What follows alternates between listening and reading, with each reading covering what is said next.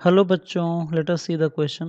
When a copper sphere is heated, maximum percentage change will be observed in.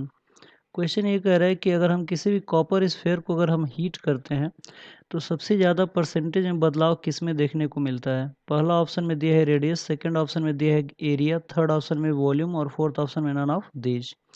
तो आइए देखते हैं इस क्वेश्चन का की कॉन्सेप्ट क्या है जिसके बेस पर हम लोग इस क्वेश्चन को सॉल्व कर सकते हैं। तो सबसे पहले हम बात करेंगे यहाँ पे प्रोपोगेशन ऑफ एरर का। क्यों प्रोपोगेशन ऑफ एरर का बात करेंगे? क्योंकि ये जो क्वेश्चन है वो प्रोपेगेशन ऑफ एरर के ऊपर बेस्ड है। ठीक है, और प्रोपोगेशन ऑफ एरर कई तरह का होता है।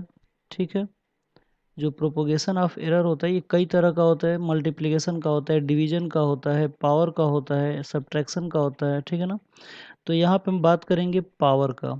ठीक है, तो क्या होता है प्रोपोगेशन ऑफ एरर? तो अगर मान लेते हैं कि कोई भी फिजिकल क्वांटिटी अगर Q इज इक्वल टू अगर a to the power n हो, n यहाँ पे पावर है, तो अगर हमें Q में परसेंटेज एरर निकालना होता है तो सबसे पहले क्या करते हैं कि Q का हम लोग रिलेटिव एरर निकालते हैं, यानी कि डेल्टा Q अपॉन Q, और इनटू 100 करते हैं, तब जाके क्या होता है परसेंटेज चेंज।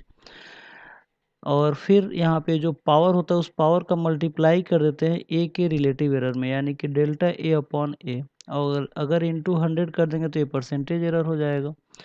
तो यहाँ पे देखते हैं कि क्या क्या गिवन है। तो अगर हम बात करें सोल्यूशन में कि अगर कोई भी अगर स्फेयर है तो उसका अगर रेडियस अगर r है, if r is the radius of sphere, radius of sphere, अगर मान लेते हैं कि r स्फेयर का अगर कोई रेडियस है तो r में जो परसेंटेज चेंज होगा उसको हम क्या कहेंगे? तो ये हो जाएगा delta r upon R into 100। ठीक है, इसको हम अगर x मान लें तो इसको इक्वेशन नंबर 1 कर सकते हैं। अगर हम एरिया की बात करें, परसेंटेज चेंज इन एरिया, तो परसेंटेज चेंज इन अगर एरिया की बात करें तो ये हो जाएगा a इक्वल टू होता है स्फेयर का एरिया होता है 4πr²। ठीक है, और यहाँ पे 4 पाई जो होता है ये कांस्टेंट होता है और कांस्टेंट का एरर 0 होता है, तो उसका हम लोग कैलकुलेट नहीं करेंगे।